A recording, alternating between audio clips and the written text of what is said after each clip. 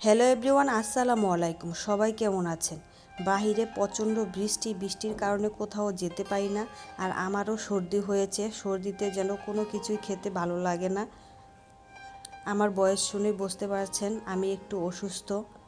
কথা বলতে আমার একটু কষ্ট হচ্ছে, কোনো কিছু খেতে ভালো লাগছে না। তাই আমার বোনকে বললাম আমাকে জেনে একটু ভর্তা করে দেয়।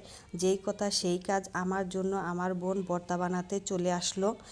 বোনের প্রতি বোনের ভালোবাসা দেখে আমি মুগ্ধ হয়ে গেলাম। আমার জন্য কত কষ্ট করে পাটায় বেটে আমার বোন ভর্তা বানাচ্ছে।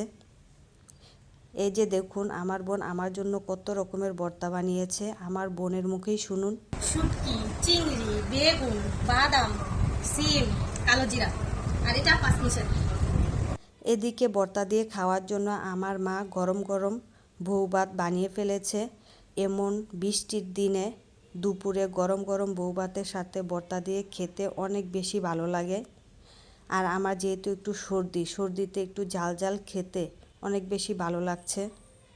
খাওয়া শেষে ভর্তার অবস্থা দেখেই বুঝতে পারছেন ভর্তা কত বেশি ইয়াম্মি হয়েছে। বেশি ইয়াম্মি হয়েছে বলে আমরা প্রায় ভর্তা শেষ করে ফেলেছি।